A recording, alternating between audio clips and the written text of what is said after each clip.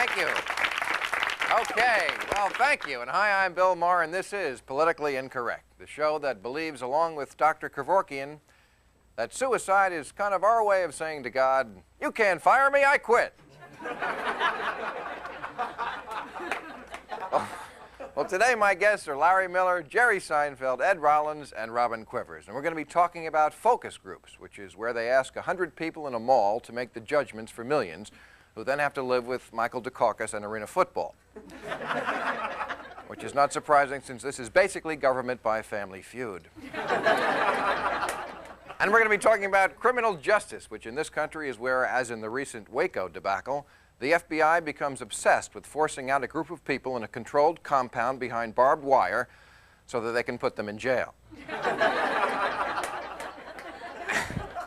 And we're going to be talking about the obsession with safety in America as compared with other countries where you can tell there are not so many regulations because you hear things on the news like, a train wreck in Peru killed 6,000 today. It was the worst accident in 2 days. Plus, as always, comedian Bill Shep. And remember, all the material you'll see on this show has been satirized for your protection. You heard America causes cancer. Since Vietnam, we only fight the easy part. Everybody up to that. Politics is show business. Couldn't just Reagan without the same. All the women in the world. Sexual marriage. Like sex. I have a dream.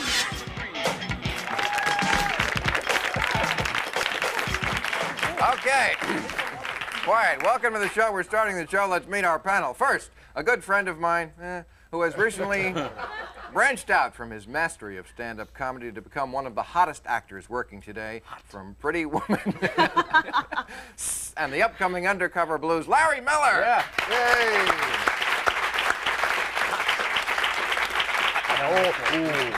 I didn't know who he was. That's great. I'm That's glad true. you said that. He thought it was Peter Bells. And another good friend of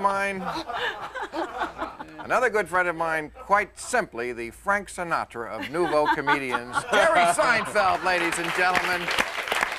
Thank you. Jerry Seinfeld. He needs this like a hole in the head. He still came by. Now, also we have the co-host of the Howard Stern Show, Robin Quivers. Hello. Come on, let's get it going. And finally, a political strategist who's managed the presidential campaigns of both George Bush and Ross Perot, Ed Rollins.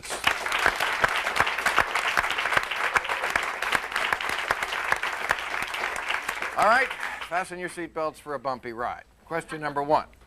Mankind has a long history of branding evildoers, starting with God marking Cain after the death of Abel, right through to colonial New England, where they slapped a scarlet letter on your chest if you were guilty of illicit sex. Who could forget that?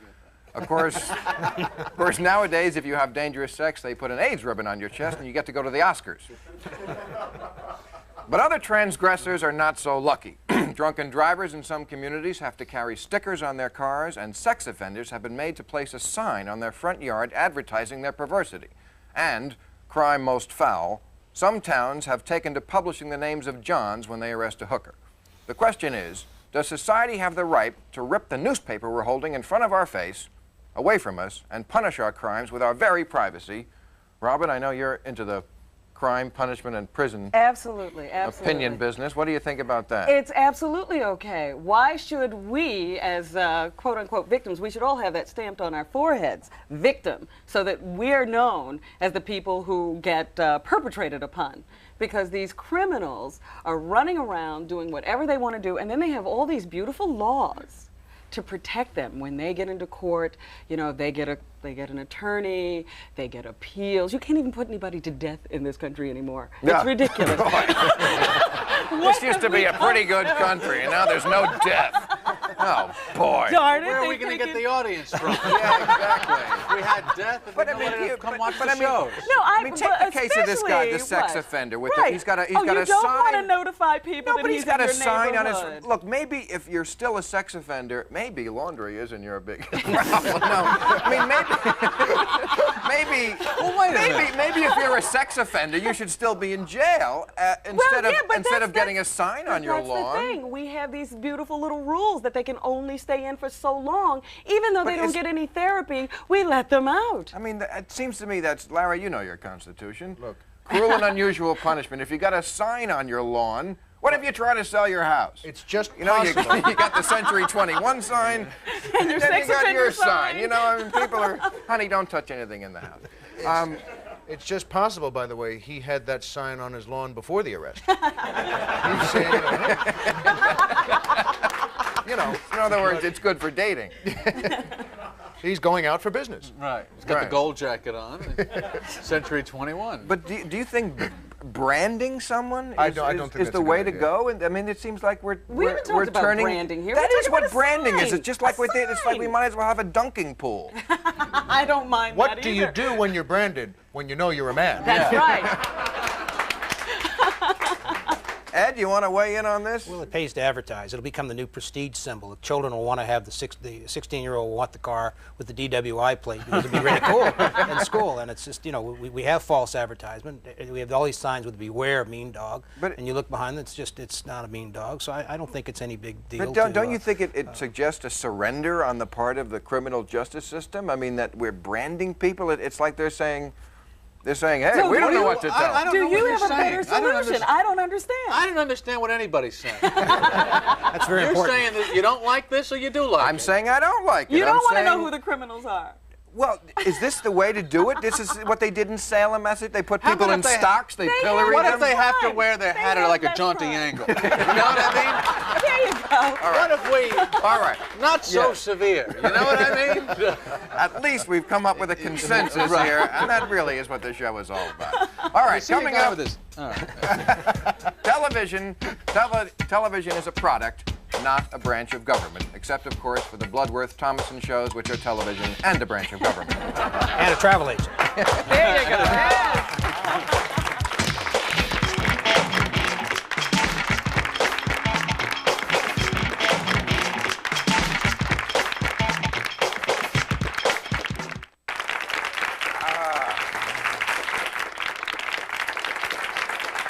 All right. Question 2, Jack Tremont.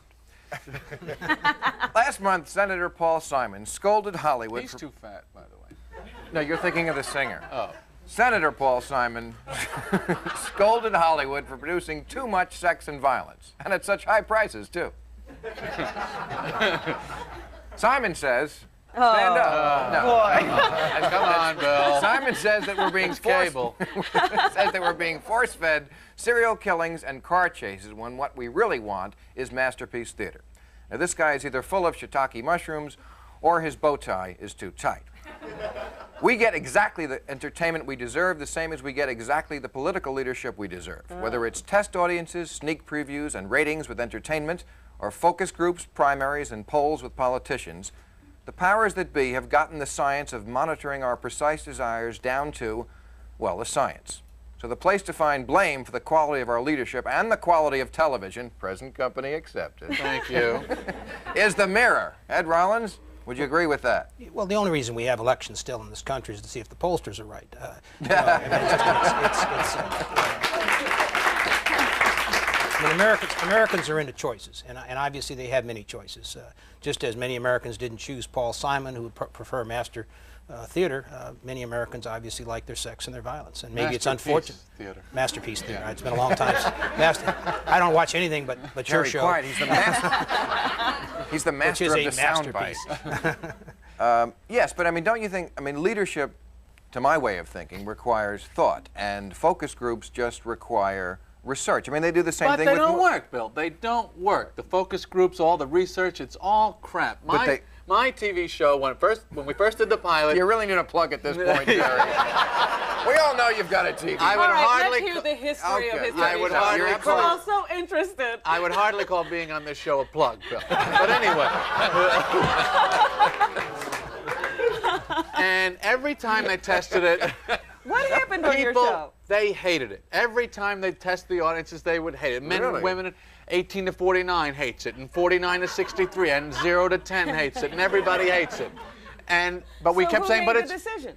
They put it on anyway because they thought it was funny. Because they had nothing. Because not in 1989. They had Cosby and they had shows. They were doing good in '89. Anyway, the point is this: all the testing does not help them make these decisions because they're so often wrong.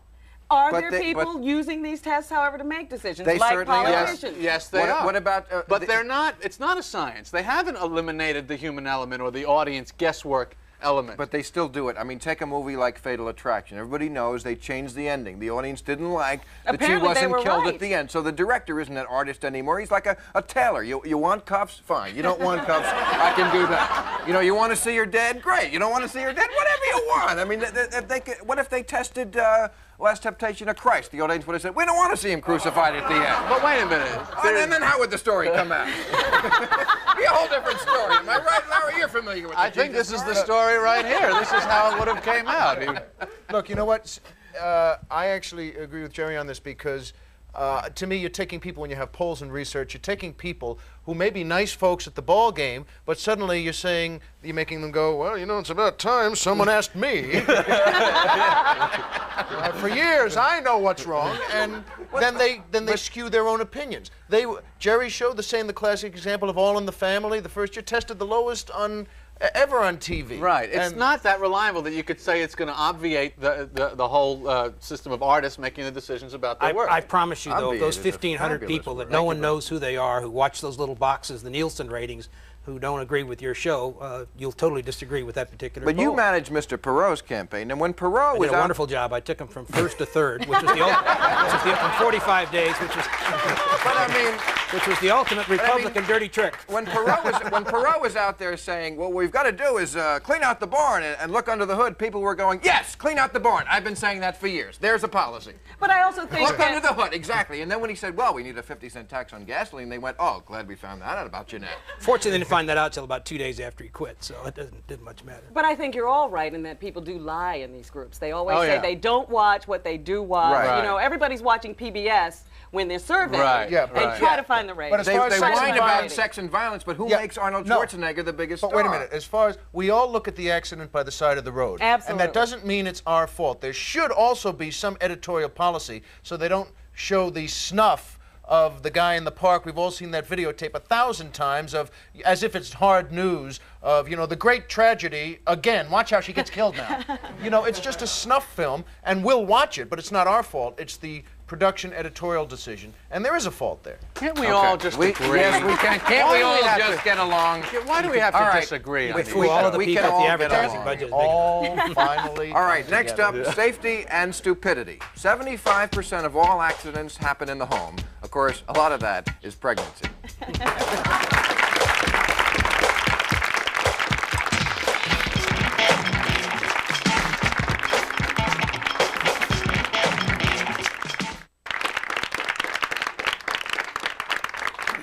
All right, welcome back. Well, Americans have a curious set of standards when it comes to safety. Skydiving, rock climbing, and bungee jumping are all permitted with few restrictions, and yet there are strict laws about wearing a seatbelt in a car and a helmet on a motorcycle. Now, isn't there something perverse about asking regular Americans to wear a seatbelt on the way over to a sports bar to watch Robbie Knievel jump the fountain at Caesar's Palace? And why demand that every resident in New York install window guards for toddlers because of one careless, albeit famous, death? What about suggesting that parents watch their kids instead of trying, as we seem to be doing, to child-proof the world? Now, Larry, I've read your bio to know more about you, and Well, that was you are just one night I was drunk, okay? you are for safety. Am I right about You're that? Larry? child-proofing the world.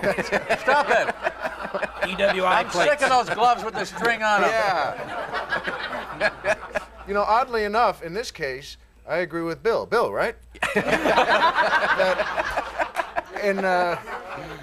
But I do, because there's a point. We all make a compact with society. You have traffic lights. Okay, we'll stop at corners because there's a lot of traffic. But there's a line you don't want to cross, because if you lower the limit on the highways to 20 miles an hour, then no one will die. But no one will get anywhere either, like to come to the show. But I mean, I agree with you on this. I don't want to child-proof the world. Honest. But I mean, really, I agree with you. I think that's going over a line I don't want to cross. Certain helmets or whatever. A specific example I'd like to Just go certain helmets. Yeah, certain helmets. Not the ones with the big grotesque face masks. Those aren't nice. Yeah. Just the fact that we need helmets proves that humanity as a species cannot survive. The fact that we chose, in pursuing activities that were cracking our skulls open, don't stop the activity. figure out a way to stop cracking our skulls. And the helmet law is even stupider because this is trying to protect a brain that is working so poorly. It is leading the body into head-cracking activity. And what happened to freedom? Yes. Don't those people have the right to scrape their brains along the sidewalk if they the want whole to? point of riding a motorcycle is that it's dangerous. I mean, it's not like we don't have safe means of Why do they transportation. buy the motorcycle? The whole point is to feel the wind in your hair. It's a punishment. As someone who's had the wind blown through my hair when I had hair. It must have been a long time ago. It's a long time ago. And you shouldn't have been going so fast. But he still remembers. The rationale behind it is that most lawmakers who make laws don't want people to ride motorcycles. So they know if you get in a wreck, you'll spend the rest of your life suffering, and you won't be dead as you would be without a helmet, and you get to lay there crippled or mangled or whatever else. And I think the bottom line is that it's more of a penal thing than it is a safety thing. But why do we have lawmakers trying to restrict us from doing what we want to do? It's just like But there are with certain drugs. things, Robin. Drugs. So you're People against wanna the seatbelt take law? them. Are you against the seatbelt law? Absolutely. I don't wear a seatbelt. Me too. What about bumpers, windshields, Yeah, bodies? just strip the car. Do you just want an engine, Robin? Is that what you want to Let me ride? sit on the engine. You want to ride a rocket, don't you? The definition of liberty, but Larry, you also brought me on this. The definition of liberty is as far as it doesn't infringe on someone else's. Now, the seat. Bourgeois. I mean, there is a fundamental hypocrisy that we seem to be so concerned about safety in these areas, and yet we have. I mean, what is race car driving? I mean, you take away the danger. It's just watching traffic. It's just traffic. What we really want to see is running, burning men. Isn't that what race car driving is? Running, burning men. By the way, what about audition night? Do they want to see the guy do well, or do they want to see an ego flaming We out? like flying burning men, too. Absolutely. That's why we have those air shows. That's right. No, I agree with you that there's such an indignant tone that most statistical morality takes on now of saying, 60,000 secondary smoking deaths every year. Okay? And you want to say, no, wait a minute. Is that real science? Is that good science? And why not, if people want to smoke, have a drink? I mean, can you imagine going into a bar in France somewhere and saying, put that out? They'd look at you like the lunatic you are. Yeah, they go, that's a terrible accent, they would say. We seem to want to make the world viable for the most stupid people in society. And I think that's what wrong. could the most stupid people do? Like they have to put There was a guy who sued McDonald's for not warning him not to drink the shake while he was driving. Oh. They should have put a warning on You know what my there. favorite so far is? No kidding. Last year, the guy, how they have the refrigerator races where men strap the refrigerators to their back and they race for 20 yards. It gets more and more absurd, but this is true. The guy sprains his back and, don't you know, sues the Amana company. And by the way, no kidding, and they settle out of court and he gets 60 grand. What about the thing? And so now there's going to be a warning label and saying, by the way, just put meat in it. Try not to race with it. Just maybe a carton of milk, nothing else. Yeah. Didn't you used to talk about the bullet, the guy who catches a bullet? Right. Am I wrong about that? You had a bit. Yeah, I had a bit about the guy that would catch bullets in his teeth. And that my thing was, what job did he have that would provoke someone to go, to tell you the truth, I'd rather catch bullets in my teeth than do this.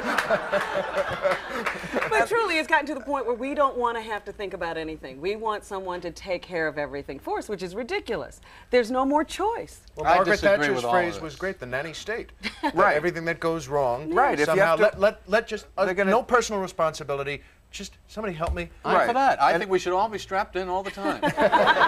Jerry, I think there should be a shoulder belt in the movie theater. Let me say something that might convince you. If seat belts and helmets are first, they might next make high heels outlawed because women have. Then I'll hold be it in right trouble. there. Again, that was one night he and I were drunk. We're in a hotel room.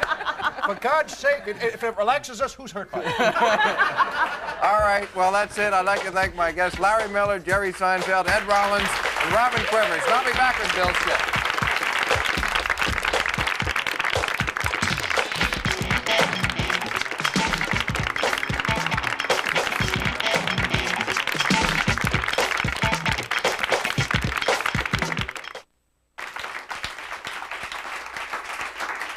Okay, welcome back. It's time for our final segment. As always, Bill Sheft is here. Bill Sheft, top comedian, David Letterman writer, and former crony of mine. When we were back at Catch a Rising Star starting out, we used to try out our material on each other. It was called Cleaning Out Our Notebooks. We're going to do it here today again. Bill, your honor. Thank you. Bill, I had a bad dream last night. I dreamt I was watching the Hollywood Squares, and I thought I heard one of the contestants say, "I'll go with Roger Clinton a block, John." Bill, have you heard about the new book? The new book that's been put out for prospective illegal aliens? No. It's called 1,000 Games and Puzzles to Do in the Trunk of a Car. So, Speaking of which, though I'm not really Bill, there's been a lot of neo-Nazi demonstrations in Germany lately. Nasty business, Bill. But they've been very effective. I understand last week 3 French restaurants in Munich surrendered. Bill, you know what a big fan I am of Playboy magazine. Absolutely. But I tell you, that December issue is really starting to get on my nerves. If I see one more cartoon of Santa Claus getting laid. Bill, did you read about this woman in Pennsylvania who is suing Richard Simmons for sexual harassment? Really? Yeah, I think we can say here's a gal that's not playing with a full deck of deal-a-meal cards, huh? Bill, clear something up for me. If Jesus was a Jew, why the Spanish name? All right, well, that's all the time we have. Thank you very much. Thanks a Join lot. us again on the next Politically Incorrect.